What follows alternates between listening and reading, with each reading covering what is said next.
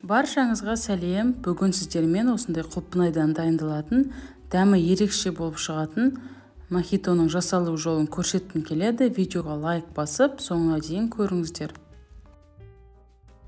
Бізге тек осы екі зат қана қажет болады, ол құлпынай және жалбыз, яғни мята жапырақтары.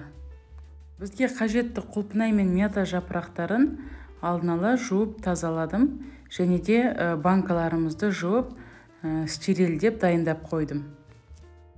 Енді банкаларымызға құлпынайларды салап шығамыз.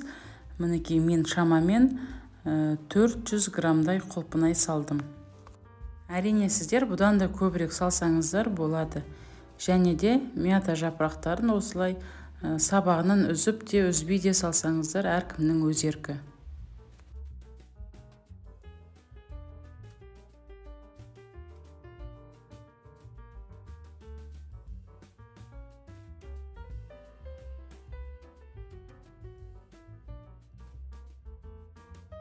Мінекей достар, екінші банкаларымызды да дәл солай құлпынай салып, артынша осылай 2-3 дана мята жапырақтарын салдым.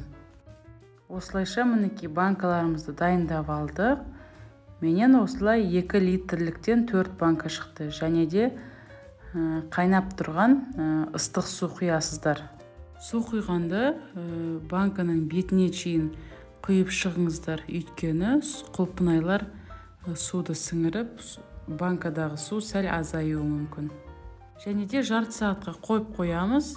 Жарты сағат өткен соң арнайы қақпақша кигізіп, банкадағы суымызды қайтадан кастрюльге құямыз. Банкадағы барлық суларын құйып болған соң енді қантын саламыз. Менде 2 литрлік банкадан 4 банка шықты. Мен әр банкаға 180 грамм қант есептеп салдым.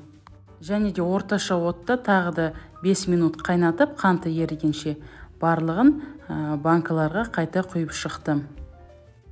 Және де банкаға жабатын қақпақты міндетті түрде қайнатып аламын.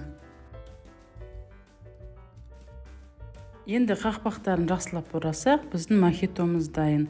Осылай төңкеріп, бетін жауып, бір күнге қойып қоямыз.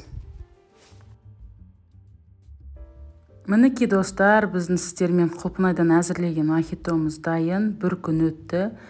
Енді қайтадан осылай аударып, салқын жерде, погребта сақтай бересіздер. Құлпынайымыз ешқандай да езілген жоқ. Қайта түсін беріп, қызғылтым болып, әдемі болып шықты. Дәмі де ерекше болып шығады.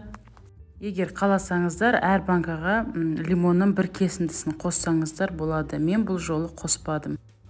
Видео ұнаса, каналға жазылып, міндетті түрде қоңырауша басып кетіңіздер.